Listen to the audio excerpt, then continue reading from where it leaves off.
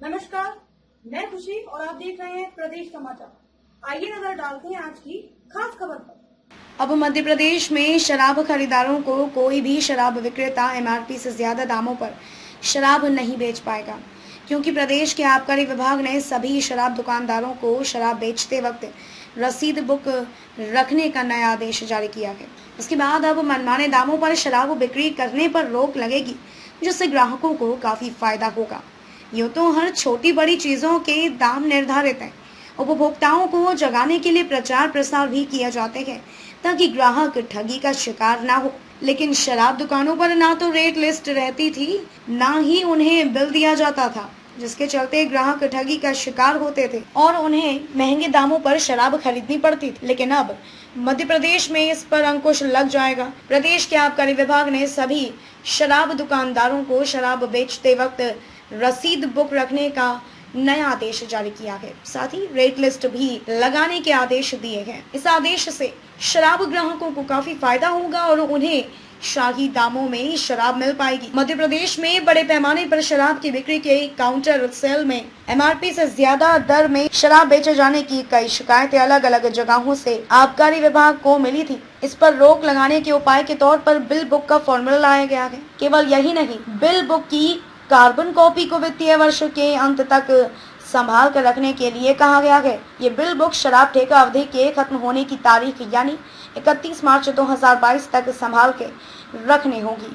आबकारी आयुक्त के निर्देश के अनुसार मध्य प्रदेश में मौजूद शराब के सभी दुकानदारों को एक कैश मेमो प्रिंट करवाना होगा। ये कैश मेमो जिले के आबकारी विभाग से प्रमाणित करवाया जाना बेहद आवश्यक होगा। जो भी ग्राहक शराब खरीदे उसे तय दाम के हिसाब से ही बिल काट कर देना होगा। रेट के साथ साथ इस बिल में शराब की ब्रांड से जुड़ी जानकारी भी इस बिल बुक की कार्बन कॉपी ठेके पर हमेशा रखनी होगी। इसके साथ ही सभी शराब के ठेकों पर संबंधित अधिकारी का नंबर ठेके पर लिखा होना चाहिए, ताकि बिल न मिलने पर ग्राहकों से दुकानदार के खिलाफ शिकायत दर्ज कर सके। वहीं यह आदेश उन लोगों के लिए राहत देगा जो शराब के शौकीन हैं।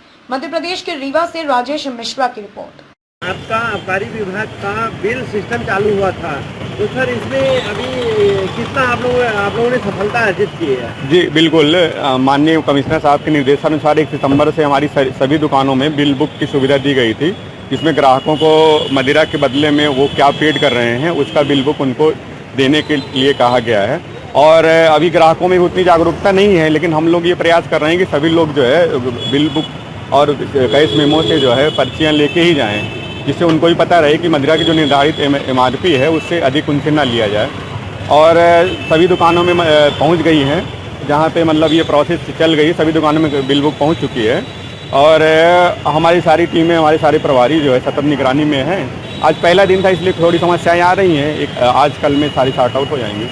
सर क्या सरकार को क्या इससे लाभ, आबकारी डिपार्टमेंट को क्या लाभ होगा और कस्टमर को क्या लाभ होगा? देखिए, आबकारी विभाग के रूप में तो हम लोग जो काम करते हैं टैक्स कलेक्शन काम करते हैं, तो मदिरा दुकानों से हमारी तो जो बिक्री होती है वो बिल्कुल टैक्स पेड मदिरा रहती है।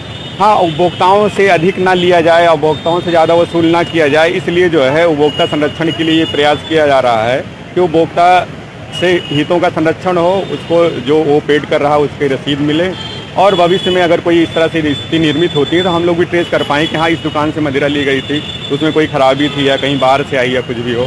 सर ये कंप्यूटराइज बिल होगा या मैनुअल? नहीं, फिलहाल तो अभी जो हमारे यहाँ से निर्देश है उसके अनुसार मैनुअल बिल बुक बनाई गई है, जो हमारे ऑफिस से हमारे अधिकारी लोग जो है वेरीफाइड करके दुकानों में रखाए गए हैं, अभी उन्हीं से काम कर रहा है। हाँ, इसकी तरफ भी शासन प्रयास कर रहा है कि कोई ऐसा सिस्टम आ जाए, जिसे हम लोगों ने सलाह दी है कि देसी और विदेशी में, देसी में तो कोई अपने को दिक्कत नहीं है, क्योंकि वहाँ पे सिर्फ 2 ब्रांड हैं, प्लेन और मसाला। लेकिन अंग्रेजी में भी दिक्कत है कि बहुत सारे सैकड़ों ब्रांड हैं, उसमें से बोतल अद्दी पाव, उसके लिए कोई अलग सॉफ्टवेयर की जरूरत होगी, तो हम लोग देसी में हो सकता है जल्दी से जैसे बात करी थी, इसमें ठेकेदारों को जो है अलग से कंप्यूटर ऑपरेटर बैठाना पड़ेगा बिल काटने के लिए। हाँ, आपका कहना सही है। अभी हमारी दुकानें जैसी जगहों पे संचालित हैं, शायद वहाँ पे इस तरह की अभी बैठने की जगह नहीं है, और इसमें दुकानों को भी उन्नत किया जाएगा और ऐसा भी कुछ प्रयास किया जाएगा जरूर। तो क्या आबकारी डिपार्टमेंट के द्वारा नियुक्ति की जाएगी ऑपरेटर की? नहीं, हमारी अभी की पॉलिसी जो हमारी जो अभी की पॉलिसी कहती है उसमें से दुकान का संचालन पूरी तरह से ठेकेदार का विशेषाधिकार है। सेल टैक्स विभाग का क्या रोल रहेगा?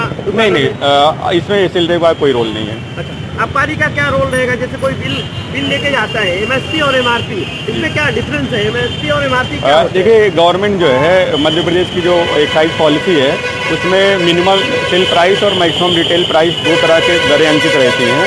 देशी और विदेशी में इनका अंतर खबरों में अब तक के लिए बस इतना ही।